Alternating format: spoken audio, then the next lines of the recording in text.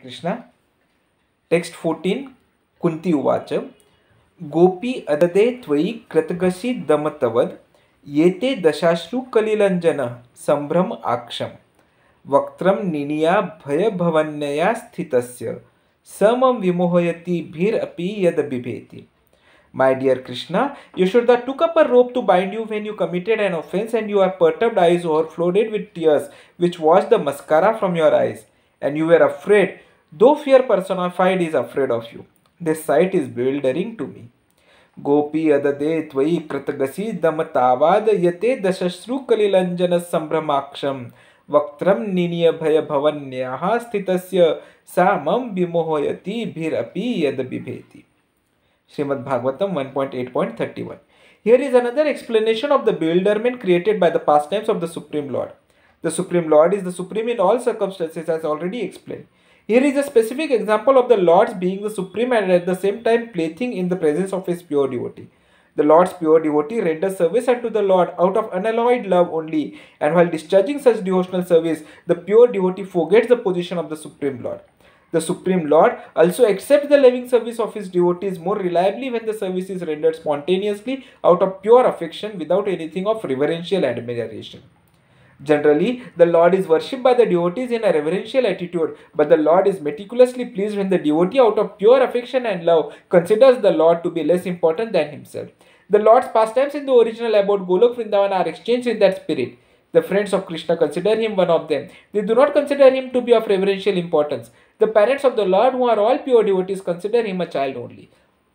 The Lord accepts the chastisements of the parents more cheerfully than the prayers of the Vedic hymns. Similarly, he accepts the reproaches of his fiancées more palatably than the Vedic hymns. When the Lord was present in this material world to manifest his eternal pastimes of the transcendental realm Golok Vrindavan as an attraction for the people in general, he displayed a unique picture of subordination before his foster mother Yashoda.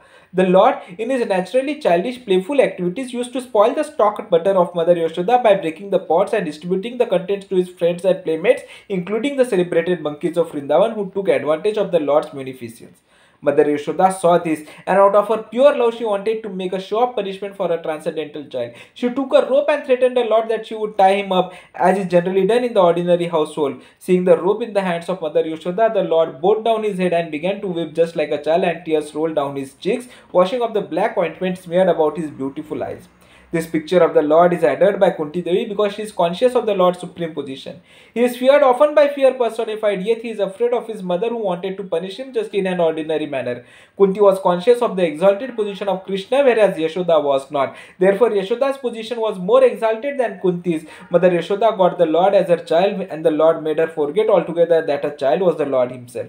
If Mother Yashoda had been conscious of the exalted position of the Lord, she would certainly have hesitated to punish the Lord, but she was made to forget this situation because the Lord wanted to make a complete gesture of childishness before the affectionate Yashoda. This exchange of love between the mother and the son was performed in a natural way, and Kunti, remembering the scene, was bewildered, and she could do nothing but praise the transcendental filial love. Indirectly, Mother Yashoda is praised for a unique position of love, for she could control even the all-powerful Lord as her beloved child. This pastime presents another opulence of Krishna, his opulence of beauty. Krishna has 6 opulences: all wealth, all strength, all influence, all knowledge, all renunciation, and all beauty.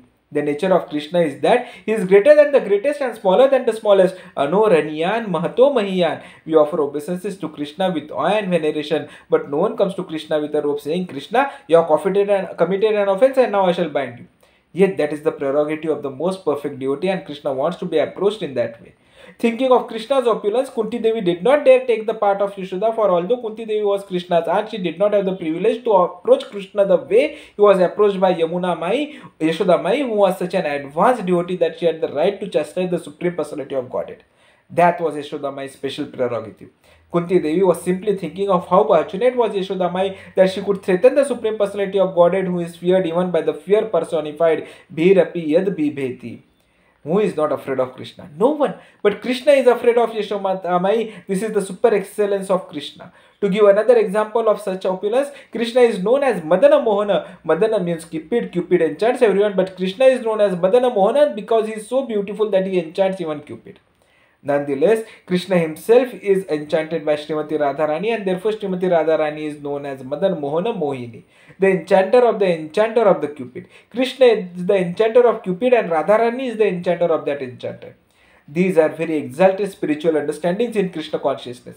They are not fictional, imaginary, or concocted. They are facts, and every devotee can have the privilege to understand and indeed take part in Krishna's pastime if he is actually advanced. We should not think that the privilege given to Mother Yashoda is unavailable to us. Everyone can have a similar privilege. If one loves Krishna as one's child, then one will have such a privilege because the mother has the most love for the child. Even in this material world, there is no comparison to a mother's love, for a mother loves her child without any expectation of return. Of course, although that is generally true, this material world is so polluted that a mother sometimes thinks, my child will grow up and become a man, and when he earns money, I shall get it. Thus, there is still some desire to get something in exchange. But while loving Krishna, there are no selfish feelings, for that love is unalloyed, free from all material gain. Anya bhilashita shunya. We should not love Krishna for some material gain. It is not that we should say, Krishna, give us our daily bread and then I shall love you. Krishna, give me this or that and then I shall love you. There should be no such mercantile exchange, for Krishna wants unalloyed love.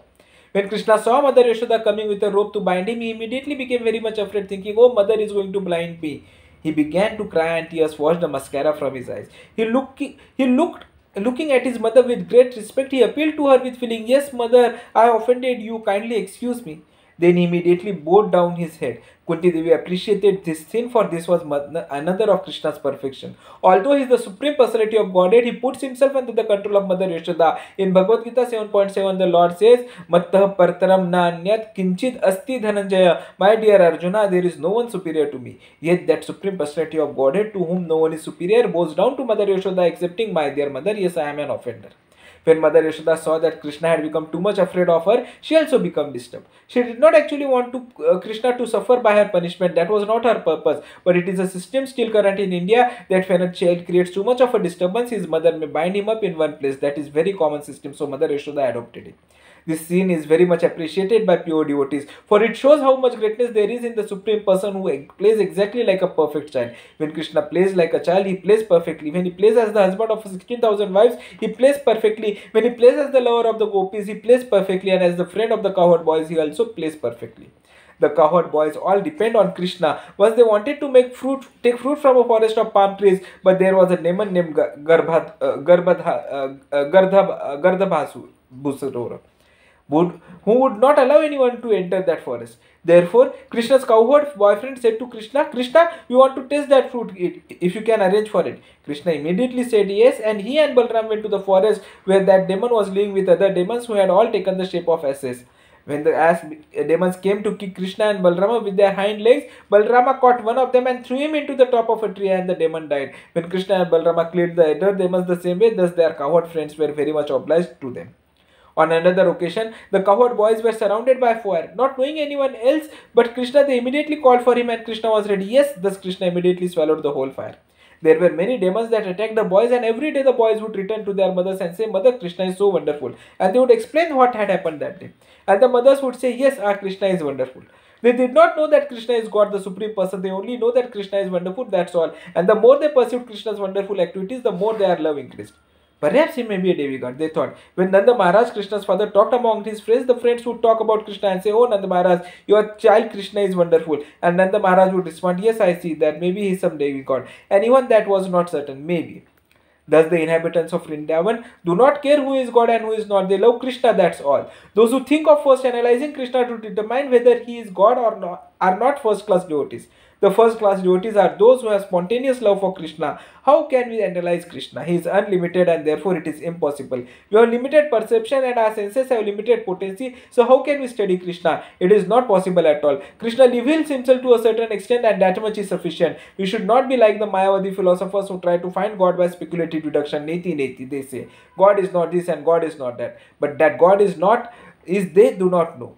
Materialistic scientists also try to find the ultimate cause, but their process is the same, not this, not that. As much as they advance, they will always find not this, not that. But what the ultimate cause is, they will never find. That is not possible. What to speak of finding Krishna? Materialistic scientists cannot properly understand even material objects. They are trying to go to the moon, but actually they do not know what it is. If they understand what the moon is, why do they come back here? If they knew perfectly what the moon is, they would have resided there by now. They have been trying for the last 20 years to go there and stay, but they are simply seeing not this, not that. There are no living entities and there is no possibility of living there. Thus, they can report on what is not on the moon, but they do not know what is there. No, do not know, and this is only one planet or one star.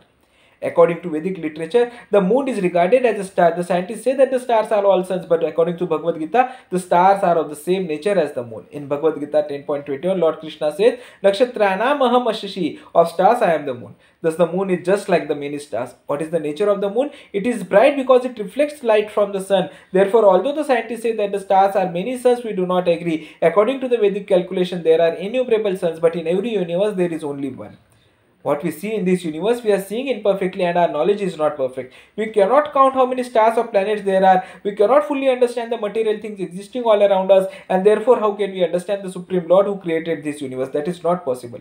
Therefore, in the Brahma Samhita 5.34, it is said, Pantastu koti satavatsara sampragamyo vayor ratha api manaso muni pungavanam so api asti yat prapadassimni avinchityat tatve govidam madipurusham tamaham bhajami. Space is unlimited, and the Brahma Samhita suggests, suppose one travels by spacecraft for millions of years at the velocity of wind or even the speed of mind. Everyone knows that the mind is so swift that in even 1/10,000th of a second it can take us millions of miles away. If you have seen something millions of miles away, the mind can go there immediately. But even if we travel at the speed of spacecraft manufactured by Muni Pungavanam, the greatest scientist and most thoughtful man, will that be perfection? No. The Brahma Samhita says, so api asti yat prapadi simni avichinta tatve. Still this creation will remain inconceivable to our understanding, and Krishna has created all these things, so how can we study Krishna? If you cannot understand the things Krishna has created, how can we understand Krishna? It is not possible at all. Therefore, the mentality of Vrindavana is the perfect status of mind for devotees. The inhabitants of Vrindavana have no concern with understanding Krishna, rather they want to love Krishna unconditionally. It is not that they think Krishna is God and therefore love him. In Vrindavana, Krishna does not play as God, he plays there as an ordinary cowherd boy, and although at times he proves that he is the supreme personality of Godhead, the devotees there do not care to know it. Kunti Devi, however, was not an inhabitant of Vrindavana. She was an inhabitant of Hastinapur, which is outside Vrindavan. The devotees outside Vrindavan study how great the inhabitants of Vrindavan are. But the inhabitants of Vrindavan don't care to know how great Krishna is. That is the difference between them. So our concern should be simply to love Krishna. The more we love Krishna, the more we shall become perfect. It is not necessary to understand Krishna and how he creates. Krishna explains himself in Bhagavad Gita, and we should not try to understand much more. We should not bother very much to know Krishna. That is not possible. We should simply increase our unalloyed love for Krishna. That is the perfection of life. And that is what Kunti Maharani says. When she says, Gopi adade tvai kratagasi damatavad yate dashashrasu kalilanjana samrat maksham Vaktram niniya bhaya bhavanya sthitasya somam vimi bhayoti abhir api yad bibheti. My dear Krishna, Yashoda took up a rope to bind you when you committed an offense, and your perturbed eyes were flooded with tears which washed the massacre from your eyes, and you were afraid, though fear personified is afraid of you. This sight is bewildering to me. Gopi adade tvai kratagasi damatavad yatate dashashru kalilanjana sambhamaksham vaktram niniya bhaya bhavanyaha sthitasya so mam vimohayati bhir api yat bibheti. Hare Krishna, will continue further tomorrow.